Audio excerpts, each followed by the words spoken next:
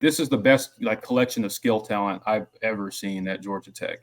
So I mean, when you couple all of those things together, of course, and Haynes King, if you can get a healthy season out of him, I mean, I think that offense is going to be one of the best in the ACC and potentially in the country if all things come together. And I guess my question is, with Buster Faulkner, how do you think that do you think his system is going to, evolve a little bit? Because I think last season I think you've talked about it, like didn't pass the ball all that well last year, as good as what he said. Not my words. Yeah, exactly. Like, and you felt like you would be better there with how good the run game was, even with the injuries that you guys had at running back. Like, do you think they're going to be able to take that next step and be a truly balanced offense where you can give it to Jamal Haynes and that stable of backs and rush for 200 yards one week, but then the next week, if you need to, Haynes King can throw it up to Eric Rivers and Malik Rutherford and that group of receivers and 300-yard passing game to win a football game. Like, do you think like they will have that level of balance, or are you going to have games where one side of the ball is not getting it done and the other one's not able to pick up the slack? So there's two questions. Do I think they'll be balanced? Do I think he'll evolve? Do I think he'll evolve? Yes, because this is the mark of any good play caller. This is what buried Jimbo Fisher, actually, is just pounding your head against the wall with what you want your system to be and not getting the results you want. So Buster has talked about this, about, hey, you got to get your best players on the field and you got to put them in a position to make plays. I mean, that's the name of the game. Do I think we'll be balanced? No, not at all, actually. This is going to be a team that wants to run the football. You have a quarterback that runs the football very well, and you have what could be the best running back in the ACC in Jamal Haynes. And then you bring in a really good guy in he played at Penn. Now it's escaping me, but he was like all Ivy League or whatever. He showed out recently in practice. So we're going to want to run the ball. And look, a lot of what Buster does at times is not much different from the triple option where, there's a lot of triple option like plays in his playbook. And, you're looking to catch them linebackers and free safeties and strong safeties leaning on their toes. And then you can pop one to Rivers behind them. So yes, I think it'll evolve. Do I think they'll be balanced? No, they're going to run the football. Yeah, I mean, and I do think that's just been the strength of the team. And you mentioned the option concepts. I mean, it very much it's a modern. I mean, it's a spread option, whatever you want to call it. They give it different names, but you have triple option concepts out of shotgun, and you have the ability to actually you have the ability to hit explosive plays out of that. And so, that's one thing I'm going to be really interested to see with this Georgia Tech team is how they, how that system kind of evolves and how Buster as a play caller and kind of takes that next step. Because, he's a guy that, I think a lot of teams were pretty high on him. I wasn't sure if he was going to stay at Georgia Tech. I wasn't either. He's been offered a lot of money to go, more than we're paying him currently. Yeah. It doesn't surprise me. I mean, and he's a guy that a lot of people within the coaching industry are high on. So, he's got a lot of talent to work with. Sure. So, kind of transitioning and talking about this Clemson Georgia Tech matchup. We're not going to do predictions right now. I mean, I don't even want to think about that because LSU's on the mind right now. But that game, we talked about it. It's going to be one of the most pivotal games, I think, in Clemson season, because regardless if they beat LSU or not, I mean, you got to get up 2 weeks later and play that team on the road, and it is a very losable game. A team that runs the football. Clemson was 84th last season in yards per carry allowed. Just shocking for how y'all have played in the past. Exactly. The worst run defense I've seen from Clemson, and not even just like since Brent Venables was here, or like really like 20 plus years of Clemson football. I've never seen a Clemson run defense that bad. So You get Tom Allen though. Yeah, bringing in Tom Allen has seems to have been a revelation. I think in a lot of ways for the culture defensively. So we'll see. I mean, but they still got to make those plays because that's why this matchup I think is so intriguing because it's a team that's going to be it's going to be the biggest test, I think, a bigger test than LSU, I think, in a lot of ways for Clemson in terms of how much they've truly improved defensively from that aspect, especially in the run defense, because I think LSU is going to have problems running the football. Well, I think it's going to be a test from the standpoint of Tech. Tech's identity is just being a very physical football team. So you might win that game and then feel like you didn't really win it, or you come out with some sort of injury issues. I mean, who knows? But I think it's going to be a tough out. Yeah. But it could be like Virginia Tech was for us last year, where if you let that game slip away, you're like, man, that was the game. I mean, we should have won it. For whatever reason, we didn't. Yeah, 100%. The man, RIP the Tecmo Bowl. Well, at least every year. Yeah. Well, we got to satiate Florida State and everybody else, so we can't have rivalries that make any freaking sense. Yeah. Well, bringing two West Coast teams that didn't help either. But no. To be fair, Clemson didn't vote for those two teams, so I just want to blame the rest of the ACC for that. Yeah, we're gonna place the blame on y'all. We voted no. Well, the issue was the ACC. Like the Big 12 reloaded and took what they could from the Pac-12 and the best of the Group of Five, and the ACC just sat on a stick and said, "It'll be fine. It'll be fine, guys. Don't worry. Don't worry about it." And that's the problem with the ACC. It's like they sit around and twiddle their thumbs and pretend like college football isn't evolving around them, and they do nothing to evolve with it. Then you bring on two West Coast teams, which make no sense for the ACC whatsoever and doesn't add any quality to the conference at all.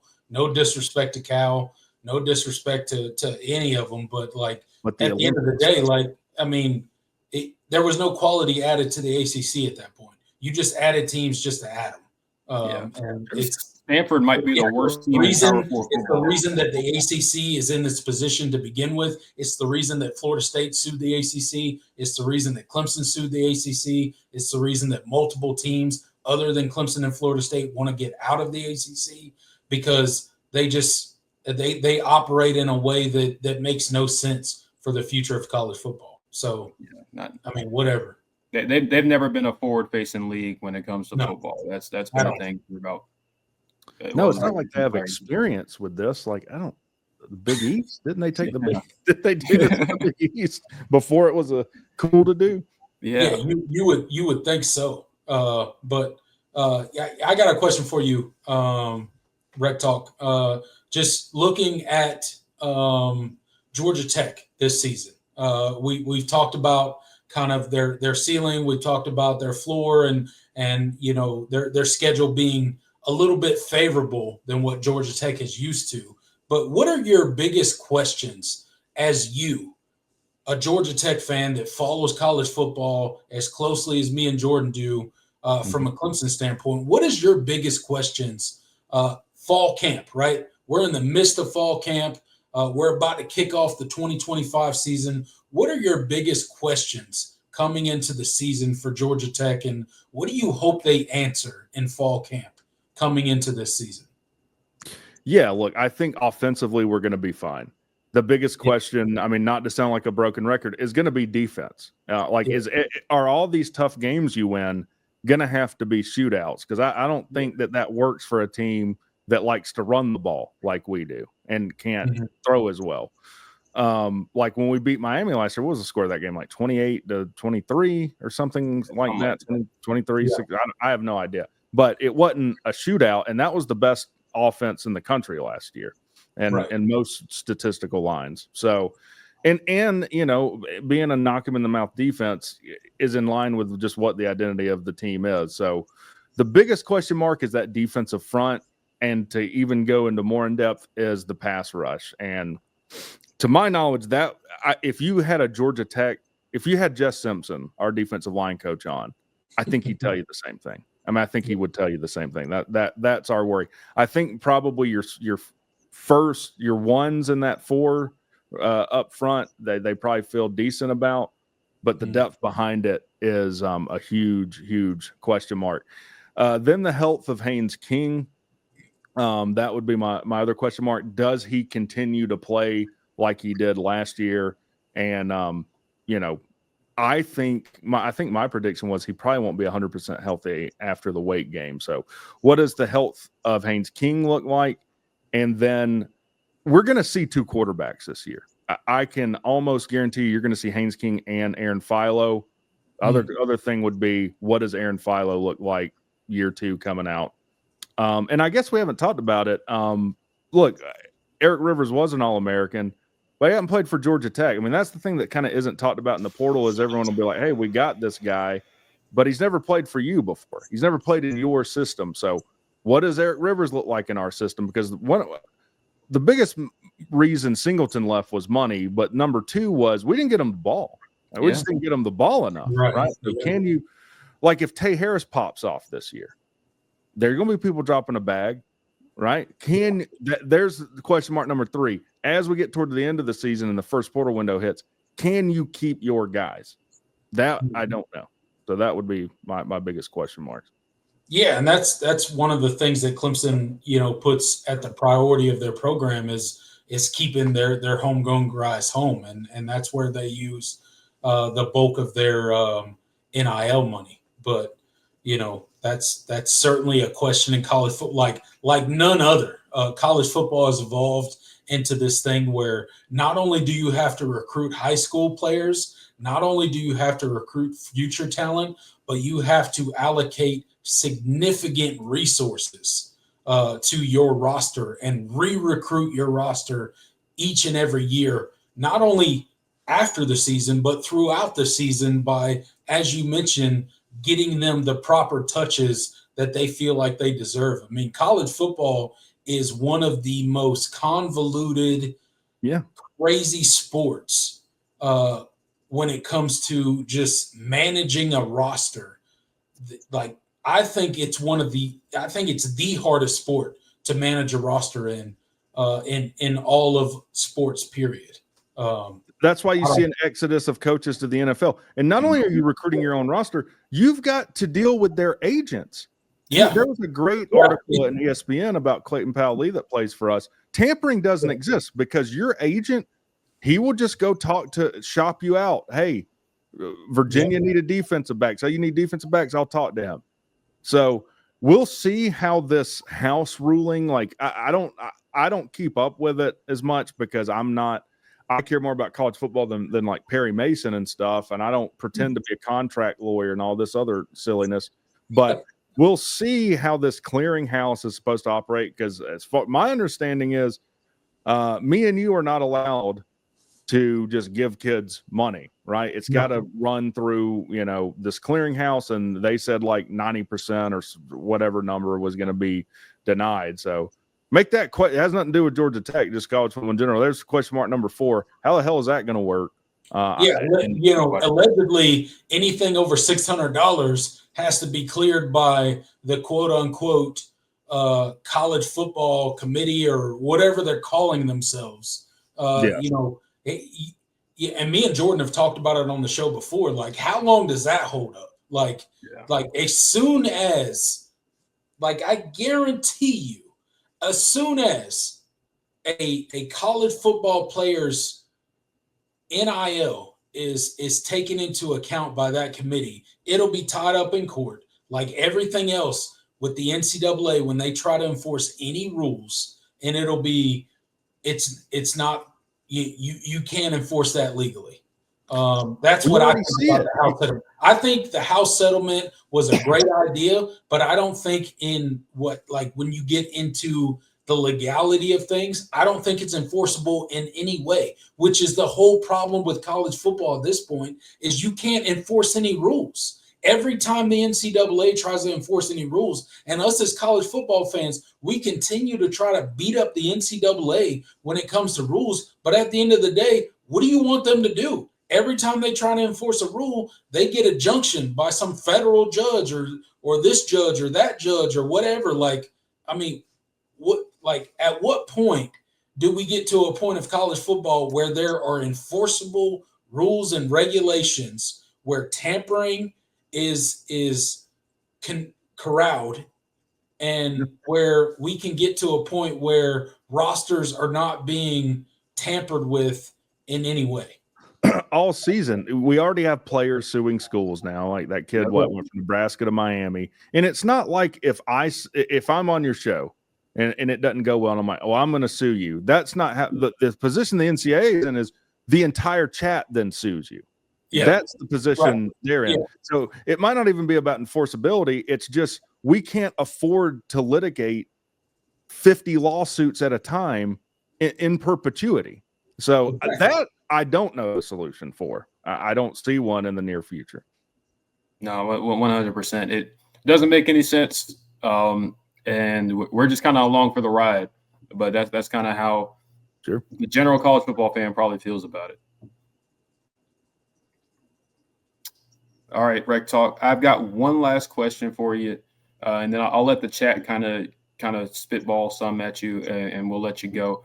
Right. But just to kind of wrap this all together into one nice bow, what does Georgia Tech need to do this season? I think for the fan base, for the administration, the donors, the alumni, collectively, which is hard to do because they all have different agendas and different expectations. But what does Georgia Tech have to do this season where you feel comfortable with the direction the Brent Key tenure is headed? Because you have a lot going for you from a roster standpoint. You have questions, but every team has questions.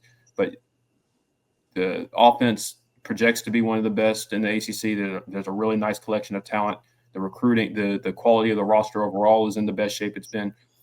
So I guess from a record standpoint, like how many wins do you feel like Georgia Tech needs to have this season to where the fan base feels comfortable about the direction of the program? I think the bare minimum is 8-4 with an asterisk. And with that 8-4, you need to beat Clemson or Georgia. You need to beat one of your rivals.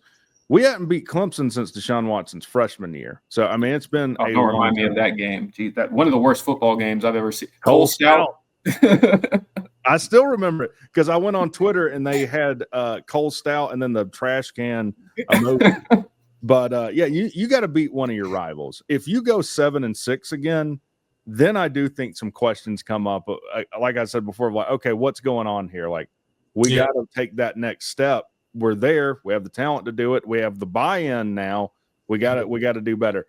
I think as far as just everyone being pleased, like if we went 8-4, that would probably please me. But I've watched a lot of Georgia Tech football.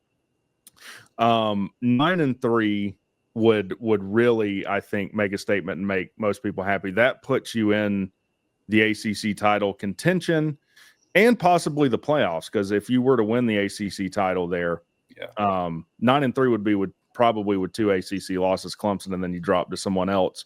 I think that makes most people happy. Yeah. And I think the roster is there to do it. I think that makes a lot of sense. I mean, because at a certain point, I mean, Brent Key, he said all the right things. He's the culture change, all of that. He's very much a player's coach. The players love him. But it's he's 2 years into the job, and there have been some really high highs and some kind of ugly lows. So now, in this age of college football, year 3 is always that one that everybody looks at. They're like, okay, are you worth what we're paying you? Are we gonna be in it for the long haul? You've done all these things. You've said all these things, but now it's time. Finally, after quite some time of Georgia Tech just kind of being in the wilderness, it's time to actually make some noise. It's time to actually put up, because that's what I think. That's exactly what I would probably agree as an outsider. I feel like 8-4, 9-3 range, I think is where you feel like you need to be to feel. Oh, hey, Well, we'll Ted. just ask Ted here. I don't know, Hey. Ted. What do you think? Hey, that's the star of the show. Like, why didn't you bring him on earlier? Well, he wasn't beating the door down earlier, so I kind of forgot about him. But yeah, I don't know what. So, what the hell did you ask me? I'm sorry, Ted was. I didn't even ask you a question. I was just agreeing. I'll ask you one last question while Jordan fields the comments to find a couple questions for you from our live chat. You know, for Georgia Tech this season, right? What would be your like out of this world best case scenario? What team would you like to beat the most out of your most difficult games that you have this season? If you had to choose, what team would Georgia Tech would beat the most? What would it be? Yeah, that's easy. I mean, obviously it's Georgia, and you got what Savage Dog in the check. How did it feel losing? How did it feel to go to 27 overtimes and lose to Georgia? Unlike them, I don't make excuses for losing. You know, no one bitches about refs like Georgia fans does, which is like the foul of being a fan. They were bitching about having to play Georgia Tech on a short week. Who did they have to play? UMass. And UMass ran for what, 230 yards against them? My God. Tyson Pumachan scored a rushing touchdown in that game, didn't he? Or no, was that was the year before. That was the year before. Interim year. That's when he had a MacGyver together quarterback room. They haven't been scored in the opening drive since since Moses wore short pants or something. And I was at that game, and you have all these Georgia fans like, we're human. So yeah, I mean, look, I would love to beat Georgia. Like I said, you got to beat one of your rivals, but you'll never hear me bitching about playing Charlotte, which they do this year, the week before. And make no mistake, come on my channel, look at the comments, look on Twitter. They'll be complaining about something before that game, and that's because they know they're going to lose. And it's not just going to be a one-off like people are saying, oh, you missed your chance last year. No, not only we're going to win this game, we're going to rip off 2 or 3 in a row, but we want the rivalry to be more competitive. I get that comment all the time. Well, you're about to get it. And I'm here for all the Georgia tears that I can drink up. In your opinion, Rec Talk, is Brent Key the guy to lead Georgia Tech football out of the wilderness? Oh man, we're like in a Robert Frost poem now. Out of the wilderness. So, I think he already has, man. Like it's hard to. I think he has too, but okay. So is Brent Key the guy to lead Georgia Tech to competing for ACC championships again? Yeah, I mean, we'll see this year. I think he is, and I mean, as Georgia Tech has become one of the more talked about teams, like Key's not necessarily at that level yet, but he's one of the more talked about coaches. In fact, last cycle, they're like a lot of people were saying, "Oh, like Florida's going to get him," or one of these teams are going to hire him. Like the thing that I really like about Brent Key and why I think like he's my guy to be the Georgia Tech coach has nothing to do with the fact that he played there. By the way. That's something that's important to a lot of fan bases. You can ask Alabama fans if there are any in here. Do you give less than a crap that Nick Saban's from West Virginia? No, you do not. You do not. What I like about Brent Key is one of the things I kind of like about Dabo. Like Dabo can be silly sometimes and he can put his foot in his mouth. Brent Key is incredibly awkward in press conferences and makes me cringe sometimes, but he's authentic. Like he was on the ACC network and he was asked about if Brent Key, the player, were to be, teleported here and see the portal now, what would he think? And he was like, look, these kids are doing what coaches and adults have done since the beginning of college football. Like all these coaches go and chase money and leave their programs in whatever position. So he's like, look, you have a limited playing career. You got to get your stuff in when you can get it in. And he's like, I don't blame the kids. I don't think you hear too many coaches talking like that. Now, that doesn't necessarily mean you're going to win football games. As far as that's concerned, I can tell you, as someone that knows, he's probably one of the most intense individuals you'll ever meet. Like when you brought up the Bowling Green game, I don't think they showed it on TV, but I was at that game. I think you could call it assault. Like, he hit Andrew Thacker with the towel, and like, I was like, oh my God, like, he's gotten in a few legitimate physical altercations before. So like, he's not a guy that's going to settle. Like, and he gets asked about this Georgia game every press conference. And he's like, I'm never happy about losing. Stop asking me about that. Like, you can be happy about your identity and being tough. We lost the game and you could have won it. Absolutely. So, you know, that's what I like about Key. And then you kind of have some other coaches that I feel like do somewhat lean into moral victories. I'm not even crapping on South Carolina. I know y'all are happy to do that, but Shane Beamer kind of rubs me that way sometimes. Is like, oh, gee, shucks. You mean Dollar Store Dabo Swinney? Yeah, that's Dollar Store Dabo. Dollar Store Dabo. Wasn't he on staff with him or something at some point? I don't know. I think I could be wrong. Wait, what, Beamer or Beamer on staff with Clemson? No. He wasn't. I think he was on staff. He was on staff with Spurrier, and Frank Beamer. Spurrier, the guy that went to South Carolina for a Masters membership. That guy. Yes, he did.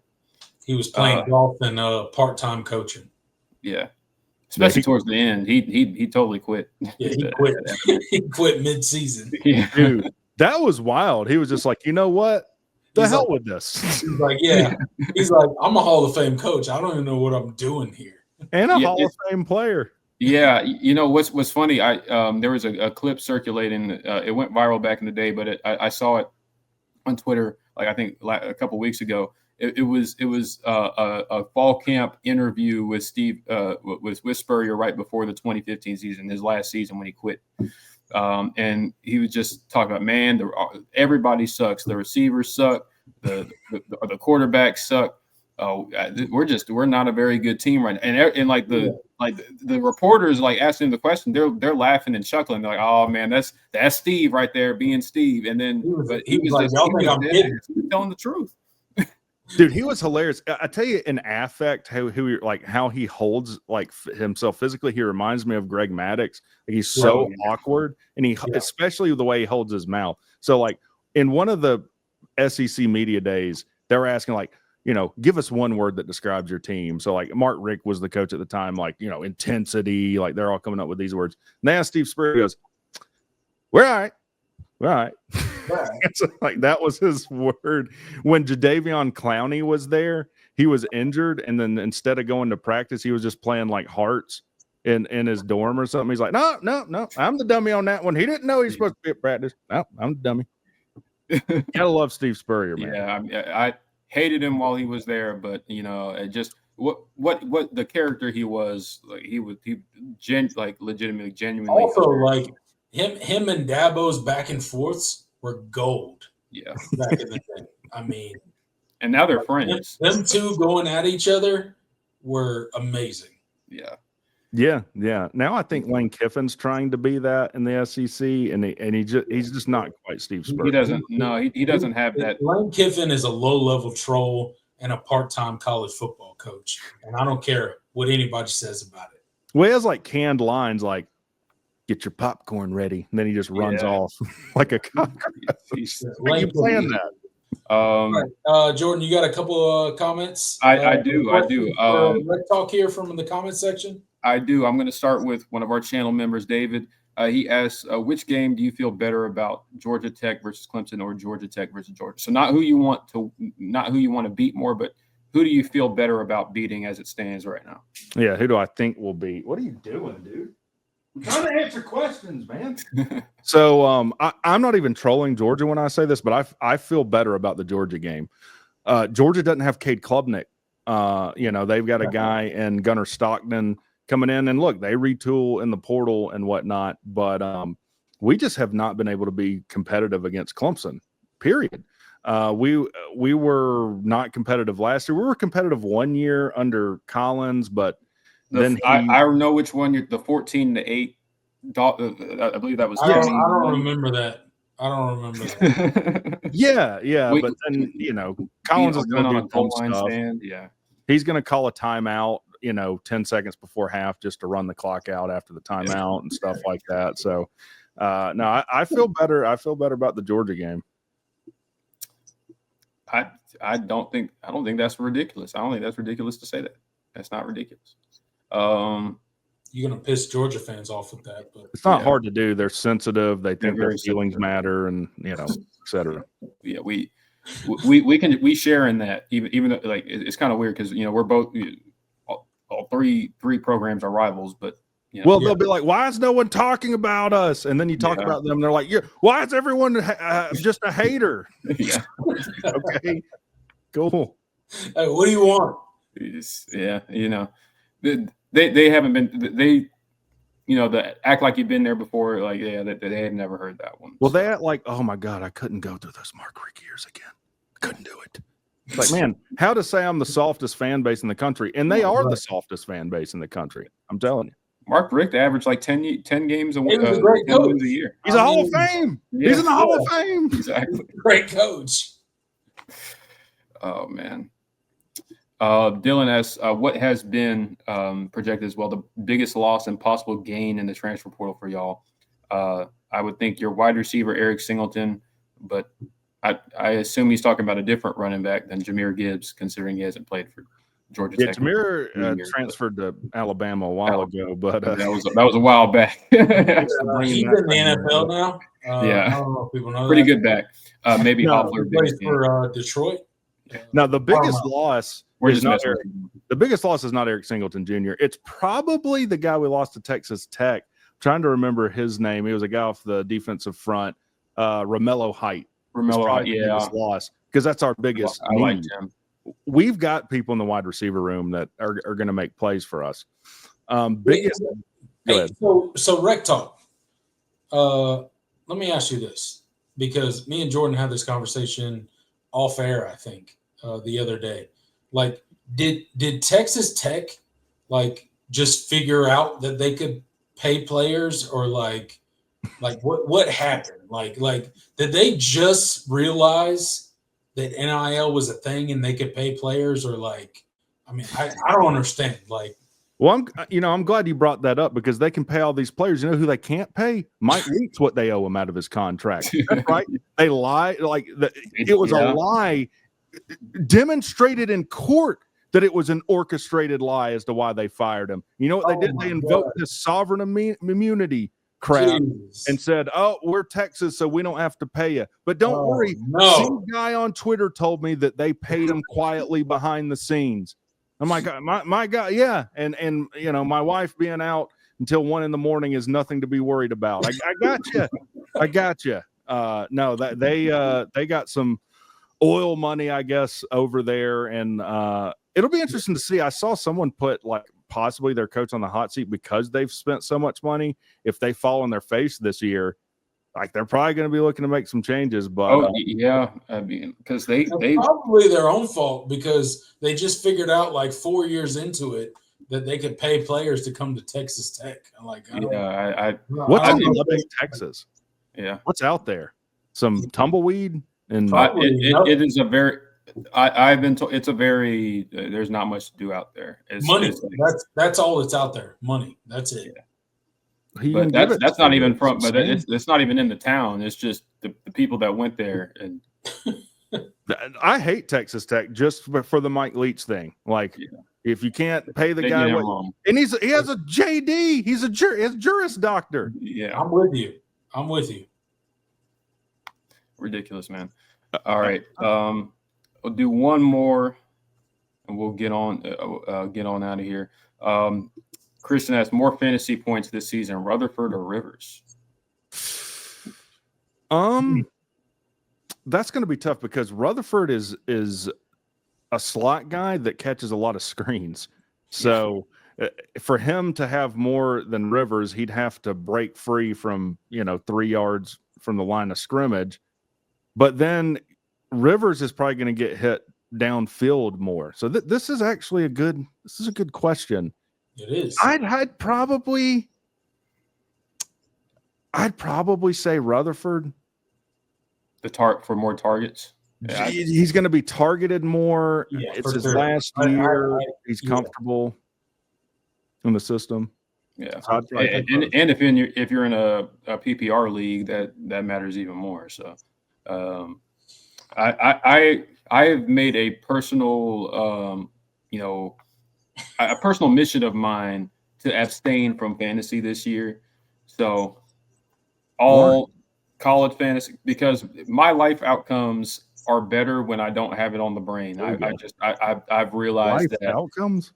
Yeah, like when I know I don't have, especially, I mean, I could play for fun, but I don't want to. But I always end up playing for money, and that's when I get in trouble. So I've made a personal mission to myself to just completely abstain from fantasy, college fantasy, NFL fantasy, no fantasy basketball, no. I've never even done fantasy baseball, but Man, it must have done you dirty, man. Like, what? Hey, man, what's going on? You look down. Life outcomes, not good. yeah. that word just, I'm keeping that. Bad luck. I like calling it. Yeah, I like saying life outcomes because Colorado, y'all are about to have some bad life outcomes. life outcomes. Yeah. Because I mean, it can mean a number of things. It's a very all inclusive. It's a very all inclusive term. Sure. Yeah.